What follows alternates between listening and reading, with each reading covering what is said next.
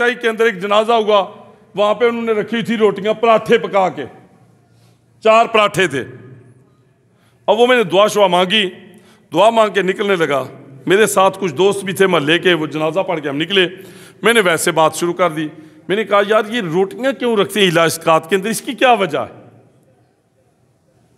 वो हम बात कर रहे थे, पीछे कुछ माइयां ना जनाजे से आ रही थी। मेरी आवाज़ थोड़ी सी लाउड है, ऊंची है, उन्होंने सुन लिया।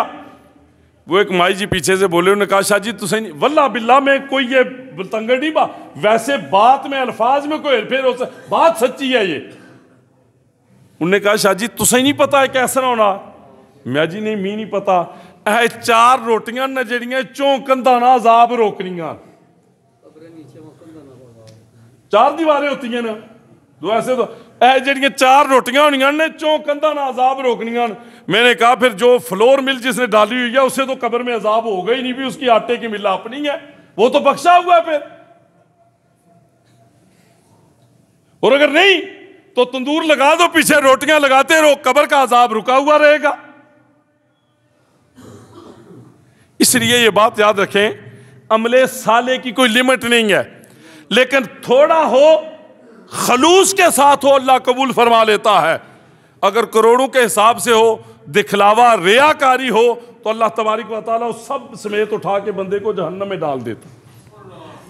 इल्लल्लज़ीन आमनू व अमिलुस सालिहात, जो ईमान लाए और अमले साले किया।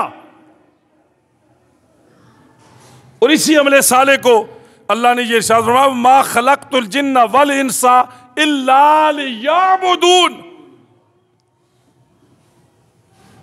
ये सारे का सारा मामला उसी को अमले साले कह रहे हैं।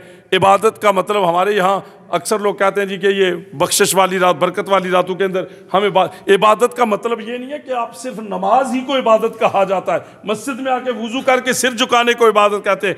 नहीं, आप रास्ता चार रहे, रोड के किनारे को बूढ़ा खड़ा ना, आप उसे हाथ पकड़ के रोड पार करवा रहे, ये भी इबादत है। जिनको सोखी जी इबादत और भी जाने जाने दसी जा गल खत्म करा, जिन्ना ने माँ प्यो जीने ना, मां जीनी है या प्यो जीना या दोए जीने, तुसें चंगी इबादत दसी ते जा। मां जिंदा है, बाप जिंदा है या दोनों जिंदा है?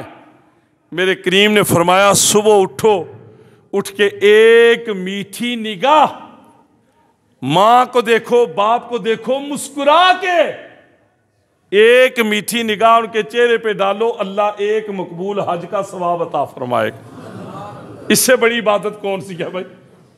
किसी प्यासे को पानी पिलाना ये इबादत है, कुछ ने कम मशना इबादत है, जिसने जड़ा खनोतरनी हो जड़ा छोड़ देना खनोतरना, ये भी इबादत है।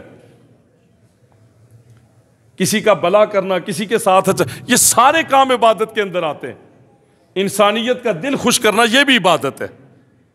इसलिए ये बात याद रखिए, अमले साले की लिमिट कोई नहीं, थोड़े से थोड़ा हो, खुलूस वाला हो, अल्लाह कबूल फरमा लेता है। और बड़े से बड़ा हो लेकिन उसके अंदर रियाकारी और दिखलावा हो तो अल्लाह तबारक व तआला उसे रद्द फरमा देता है। अल्लाह जल्ला शानुहु सबको अमले खैर की तौफीक अता फरमाए।